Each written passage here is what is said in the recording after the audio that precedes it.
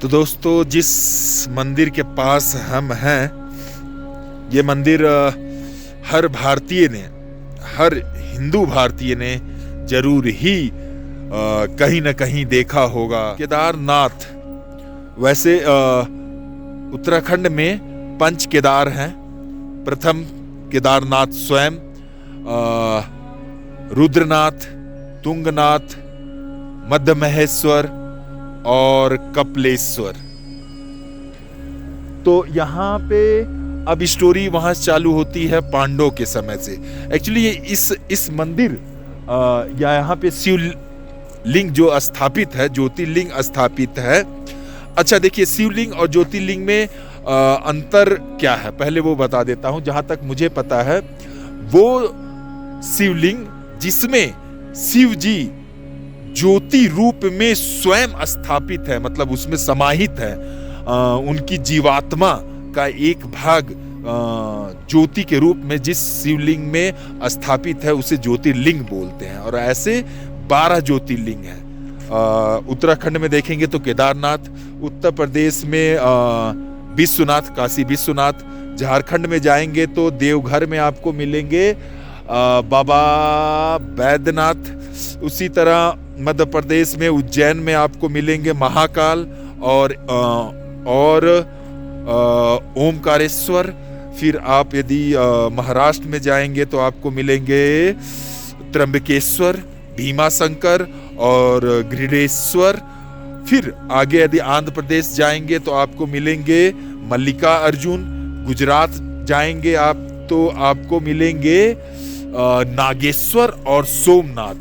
और तमिलनाडु में रामेश्वरम। तो इस तरह 12 ज्योतिर्लिंग भारत में हैं, जहां शिव जी स्वयं उस ज्योतिर्लिंग में वास करते हैं। तो अब बात ये आई कि केदारनाथ जी का महत्व 12 ज्योतिर्लिंगों में देखिए है तो सब समान। उनका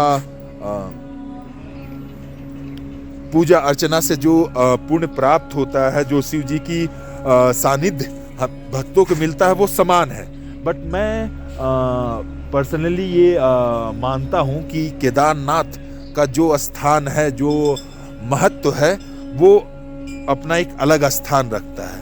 क्योंकि यदि इसकी मैं पूरी स्टोरी बताऊं तो अब मुझे समझ में आता है कि आप यदि मेरी पहली वीडियो देखे होंगे तो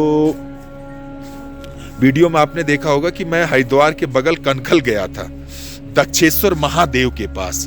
दक्षेश्वर महादेव वो जगह है जहां पे महादेव दक्ष के कबंध के रूप में एक ज्योतिर्लिंग में स्थापित हुए थे।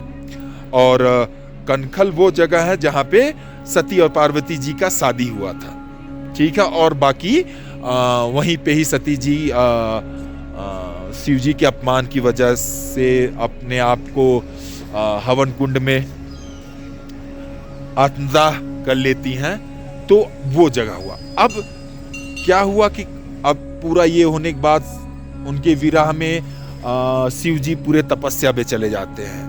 और तपस्या में जब चले जाते हैं तो आई थिंक एक वरदान ताड़कासुर था, जहां तक मुझे याद है, जिसे ये वरदान था कि उसे सिर्फ शिवपुत्र ही मार सकते हैं। तो शिवपुत्र तो अब मुश्किल था, क्योंकि शिव जी मतलब अपने तपस्या में चले गए थे और किसी का हिम्मत है नहीं शिव जी को उनके तपस्या से उठाने का, उनके तपस्या को भंग करने का। तो हुआ यूं कि यहाँ पे इन्होंने तपस्या मतलब किया। फिर आपको ये पता, तपस्या उनका भंग किया गया, कामदेव मरे। फिर पार्वती जी मीना और हिमवान मतलब हिमालय की पुत्री बनकर वो आई। वो यहाँ पे आई नहीं, मतलब पैदा हुई। और उनको शिव जी एज अ पति के रूप में चाहिए थे। तो उन्होंने घनघोर तपस्या की। यहीं पे ही क्या बोलते हैं, गौरी गुफा है। उस गौरी गुफा में उन्होंने बहुत घनघोर तपस्या किया। शिव जी प्रसन्न हुए। शिव जी उन्हें उनके प्रणय निवेदन को, प्रेम और के निवेदन को स्वीकारा। यहीं पे ही त्रियुग नारायण एक जगह है जहाँ पे शिव जी का और पार्वती जी का शादी हुआ है। फिर जब आप गौरी कुंड यहाँ पे बना हुआ है लगभग 16 किलोमीटर नीचे ही। गौरी कुंड वो जगह है जहाँ पे पार्वती जी नहाया करती थी और वहीं पे ही गणेश जी का जन्म हुआ था, क्योंकि वो उनके अपने महल से बनाई थी। और वहीं पे ही उन्होंने बोला था कि आप, गणेश जी को आज्ञा दिया था कि जब तक मैं स्नान करती हूँ यहाँ कोई आ ना पाए। फिर शिव जी आते हैं, फिर पूरा वो आपको प्रकरण पता ही है कि शिव जी उनका गला काट देते हैं। तो ये पूरा प्रकरण बताने का पीछे मेरा मतलब ये है कि शिव जी का पूरा लाइफ का स्टोरी यही शिवालिक, शिव केदार खंड जिसे बोलते हैं, इसी के आसपास था। मतलब शिव जी यहाँ साक्षात अपने सपरिवार निवास करते थे।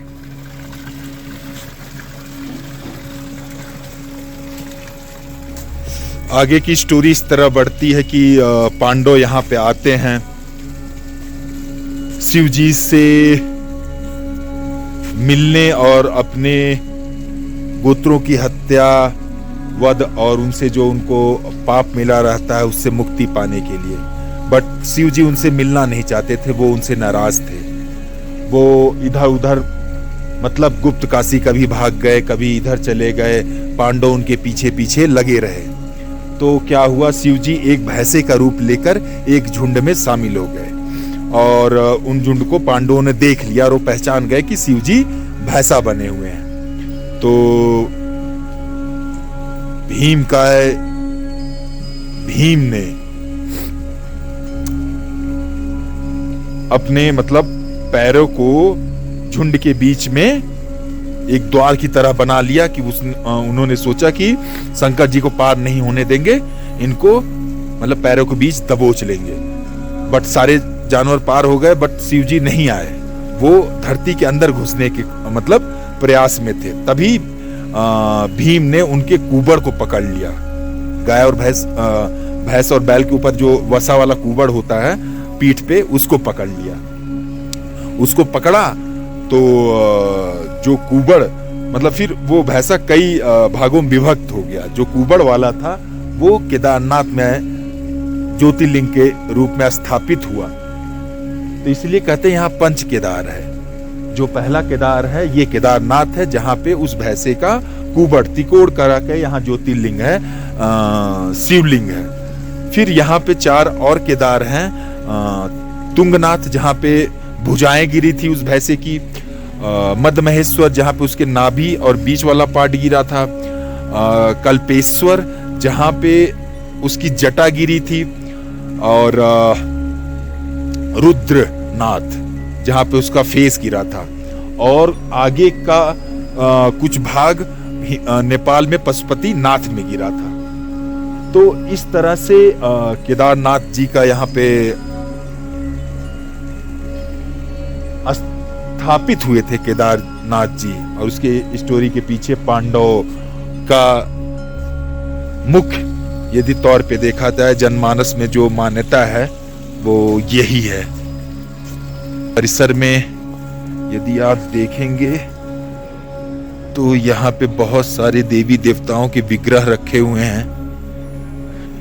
यदि हम दूसरे स्टोरी पे जाएं तो कहा जाता है कि भगवान नर नारायण ने यहाँ पे घनघोर तपस्या किया था शिव जी का। शिव जी प्रसन्न हुए। नर नारायण चाहते थे कि नर और नारायण ये चाहते थे कि भगवान शिव यहाँ पे स्थापित हो जाएं। तो वरदान जब नर नारायण ने ये मांगा तो शिव जी यहाँ पे ज्योतिर्लिंग के रूप में स्थापित हुए थे। बट जो जनमानस और बहुत बड़े पैमाने पे जो मान्यता है वो मान्यता पांडव वाली ही है।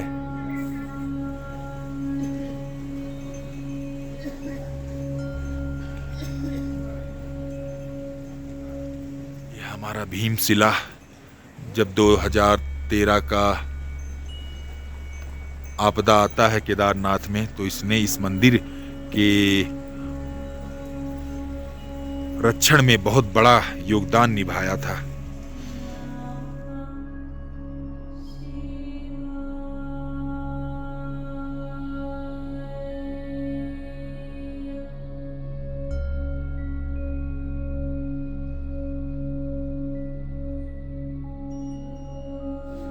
फिलहाल अभी यहाँ से निकल रहे हैं। अब सुबह केदारनाथ जी के दर्शन करने आएंगे जब उनके पट खुलेंगे। रात्रि हो चुका है, रात्रि के हो चले हैं 11:20। अब जाया जा रहा है। जहाँ पर स्टे हुआ है वहाँ पे थोड़ा सा आराम सोया जाएगा। जय केदारनाथ, जय केदारनाथ।